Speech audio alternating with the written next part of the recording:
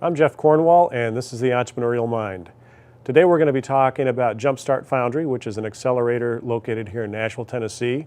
And David Ledgerwood, who is taken over as operations chief of that program, is here to talk with us a little bit about what's been going on this year. We'll be back after this word from our sponsor. Bandwidth for today's show is brought to you by SoftLayer.com. We love SoftLayer here at Talkapolis. They are the greatest hosting company ever. They make everything easy. Check out their website at SoftLayer.com. Thanks again for sponsoring the show. Talkapolis, the social media TV network for your city.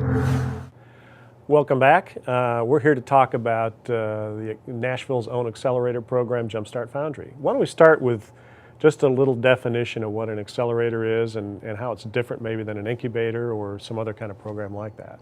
So obviously I'm well versed in the accelerator part and you might need to fill me in. But the accelerator thing to me is just like it sounds, is that this is about speed to market. And so we're going to take this potentially concept stage, a napkin stage team, and push them through a process that wants to accomplish 18 months of business development in 14 weeks. And so, that's a combination of simply a tremendous amount of work and then multiplied by the application of 100 or so mentors who are really throwing in their time, their advice, their potential pitfalls to avoid, and really opening up the Rolodex. So whereas an incubator is more a landlord kind of relationship that can be fairly open-ended, this is time limited and very intensive and more focused on programming than just space. That's right. So it's the full package of that experience, and it does end. Right. And so I suppose the educational component maybe is more intense in that way. There's all kinds of different models. I think that's what's neat about the space, is that people are still trying different things and spending a tremendous amount of time and energy and money to see what's the enduring model of how you sort of churn out startups that are successful. Well, let's pretend for a minute that I'm going to go against my wife's best advice and become an entrepreneur one more time. And mine. Yeah, and kind of walk me through how do I find you, and what's sort of the initial application process? How do I touch bases and learn about you? Because you have people literally from all over the world in this program. We do, and to apply, what's been really cool is there are now platforms, and one in particular, it's called F6S.com, that we partnered with, and they called us out of England. And so they've created this sort of worldwide application pool and process that's really easy, and we signed up for and exposed us to potential startup founders all over the world who now get a complete list of everybody who's programmed into this platform. So they accomplished a really great service for the accelerator community, because now there's a shared pool kind of resource. So on the one hand, it's awesome for them because they can apply to programs all over the place. On the other hand, what we did see is that it drives down yield a little bit, because it's like a no friction way to apply to everything. Right. And so I imagine that colleges face the common application. Right. So I decide I want to apply to Jumpstart. Now, do I have to develop a full-blown business plan and have financial statements and projections and all of that? No, especially in our model, we use a derivation of the Techstars application, as many accelerators do, and you would not have probably made it that far in your business, although we run the gamut this year from pre-revenue, emphasis on the pre, to companies that are up in the $150,000 revenue range, who realize then this might be a good way for us to advance our business model, or to pivot, or to get our operations together. Maybe we stumbled on something really excellent and made a whole lot of revenue, and we really don't have a business model. So what do I have to give you if it's not a business plan? It's a reasonably lengthy application, and there are several videos in it. So we try to have a video that tells us about the business and a video that tells us about the team.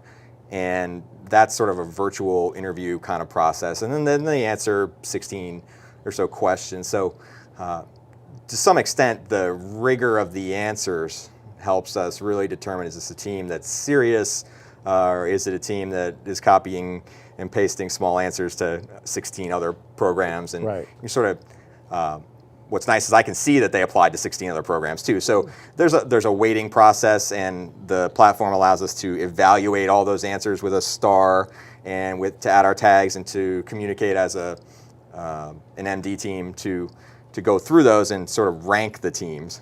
And so we got 130 some odd applications that some are amazing and some are not. And so you sort of can rank those together, and what you find is the different evaluators on our staff team value different things. So I've noticed that I tend to be focused on the team, right? But some people are focused very much on the idea, and the comments will say, this is just like this thing. There does not seem to be a differentiator between these two services, so it'll be difficult to enter that market. So market focus. So I get to a short list. Yes, you get to the top 30. And then what happens? We take the top 30 out of the application pool, and we present those top 30 applications in shortened form. We create sort of a mini pitch for them. We take that in front of the investor board, and that's 15 venture capitalists and angels from the Nashville area, the ones who predominantly will sort of lead the investments from Investor Day. Right. Although we've expanded that pool greatly. These are the sort of the main folks who have supported the program. They force rank the 30 out of that meeting. Then from that stage, we interview them in order to achieve the top 10, who are the ones that will come in. So if I'm from Estonia, I Skype in and right. we have a conversation and talk about what's going on Yes. in the business. Kudos to Google Hangouts. We've been able to pull that off for free, and it was pretty cool this year. Two evaluators in two different places in Nashville, one kid in Spain, one in Oregon, and one in Pennsylvania. Wow. And we had 5 little windows, and we did a full interview that way. So it was a nice proof of concept on how you would do that. And so I get in. Yes. And I come to Nashville. Well, so you skipped a step, right? So before that, after your interview, you may or may not get the offer, because sometimes we'll uncover things that maybe you didn't tell the truth, or Right. you embellished your plan, or turns out that your tech co-founder can't come. So there's some things like that might not get you the offer. But if you do get the offer, you have 1 day, 24 hours to reply in the affirmative or the negative, and if you give it up, we go to the next one in line. All right. And so I say yes, You say yes. and then I show up in Nashville. Yes. And what happens? What will I experience from day one to pitch day? If you are an out-of-towner, we help you to have a real nice apartment, and we set you up so that you have that taken care of, and you're within a very short distance of the Entrepreneur Center. That is where we execute the program right now. And you show up on day one. You don't have to worry about your living or any of those things. We take care of that. And the teams work together in a co-working space, and they each have their own sort of little office installation amongst the desks there. And so there'll be 9 or 10 teams, depending on how it shakes out. There are 9 this season. They work together in a sort of a tight but comfortable co-working arrangement that then takes them through a 14-week schedule. Mondays tend to be curriculum and sort of learning day. So we do a kickoff goal setting meeting. Then you learn a lot of stuff about the business model or the idea frame or what have you. So there's a particular theme for the week. And then Wednesdays are mentor nights, where we do intensive work with the mentors. They come and visit. All throughout the week, mentors offer office hours, so we can schedule particular meetings.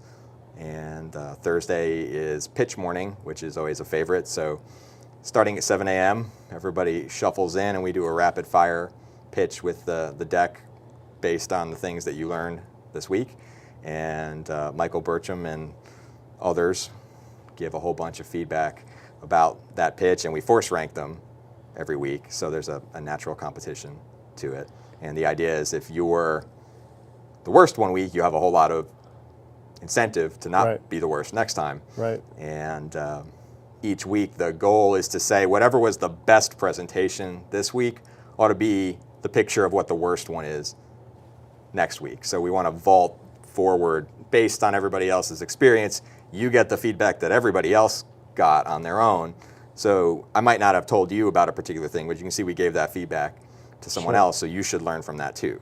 So fast forward to pitch day. What happens on the big pitch day? Pitch day is a grand event, 400 to 500 investor types and interested parties, angels, VCs, all around the Southeast. We have a huge list of folks who are going to come into Nashville and do this. We're working on the opportunity to do HD video of the pitches and make sure that that's distributable either live or after. Working on that right now. It's a sort of grand event where you stand up there and that's it. You have 20 minutes. And hopefully it leads to money. Yes.